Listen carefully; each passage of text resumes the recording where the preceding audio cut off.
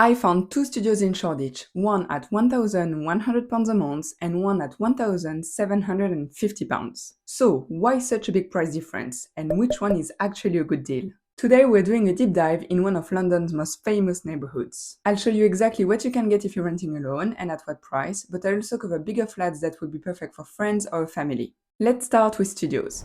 If you're planning to rent alone on a budget, there is currently nothing on the market below £1,600. Well, actually, there is. It's a studio, if we can even call it a studio, that is listed at £1,100 a month, and it is absolutely tiny. It is 13 square meters. 1-3. You have space for a bed, a couple of chests of drawers, and that's it. The kitchen is also extremely basic. A sink, a stove, a bit of storage, and that's pretty much it. There is no space at all to put a table and a chair. And then this is the bathroom. There is a shower and a sink. The next picture shows a toilet, but it's not clear if it's in the same room. I investigated properly and it is not part of the studio, it is a shared toilet. And the description is deliberately staying vague. They are subtly calling it a shower room, so technically they are not lying. But they also don't mention anywhere that it is a shared toilet, and it's very sneaky. So although they do include a picture of the toilet here, it is not part of the flat. So yeah, this is the cheapest of the cheapest available right now. And honestly, if this is your budget and the location is non-negotiable, you're better off sharing. But what if you really want your own space and you're looking at Shoreditch specifically? In this case, we will need to raise our budget. A lot.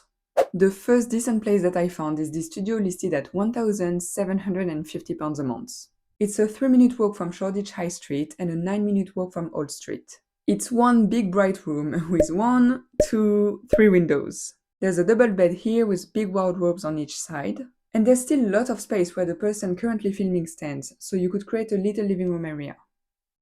The bathroom is a decent size, there is storage and a little window as well. Not super modern, but it does the job. And then here's the kitchen, which is a very good size for a studio. There's a microwave, a fridge, a proper stove oven, a washing machine, and even a window. And there's a folding table as well, which is super practical. That is great value for money, and that's exactly the kind of place that I would go and view straight away if one of my clients was looking in this specific area right now. And by the way, if you're flat hunting right now and this sounds helpful, you can book a free call with me using the link below. Now, the only other decent studio in this neighborhood comes with another jump in the budget.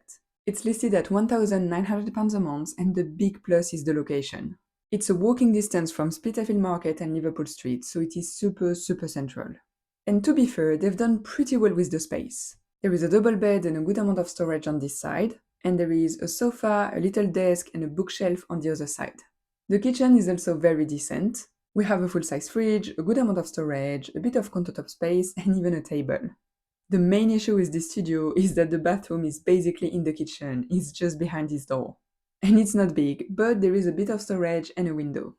If you want quick access to Shoreditch and the city, this is a comfortable option, but you're clearly paying for the location. Now, when I tell you that these two studios are good value for the area, it's because I really had to hunt them among a sea of horrific listings. That one, for example, has no business charging what it's asking. Location-wise, it's not special. It's a 20-minute walk from Old Street Underground Station. So it might be fine for going out within the neighborhood, but as soon as you want to go elsewhere in London, you'll have to take into account this extra 20 minutes. Next, look at the quality of the pictures. I'm not even talking about what's in the picture, just the way it was taken. Blurry, weird angle, they clearly don't care. It's also a lot darker than the studios I showed you before, and the kitchen is very basic. So more money for less quality. Perfect. I honestly can't understand how a landlord would think it's okay to charge over £2,000 for this. They are clearly delusional. This is not okay, and don't let anyone tell you that your standards are too high and that you're the problem. You're not.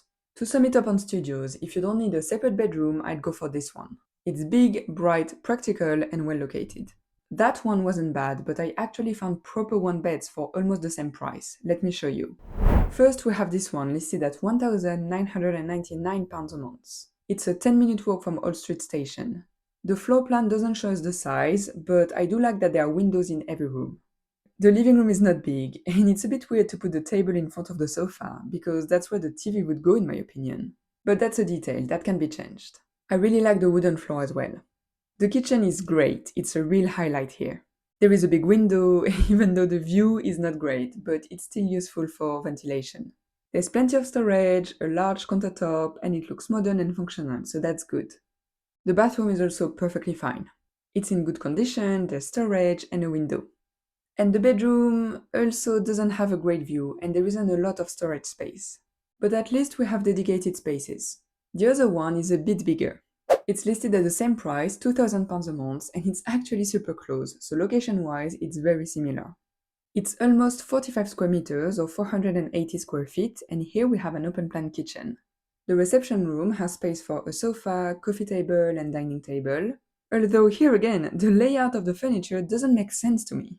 I know that not everyone has a TV, but the majority of people do, and usually it goes in front of the sofa, right? But anyway, that can be moved.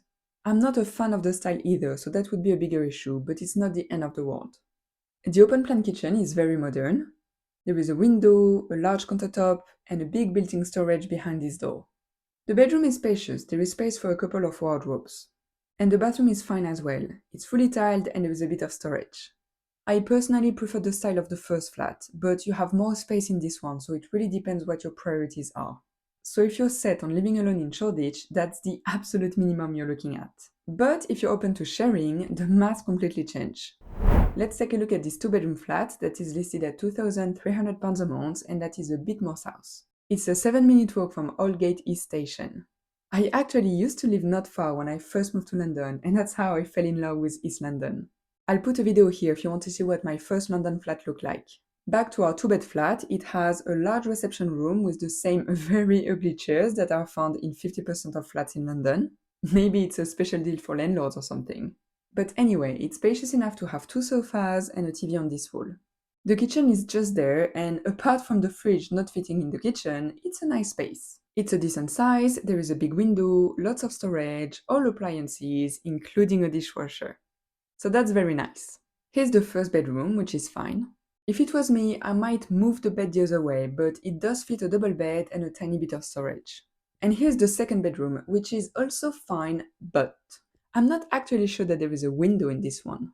The way the picture was taken is a bit odd and it's giving we're hiding a red flag. But I might be wrong, we will need to go and view it to know for sure.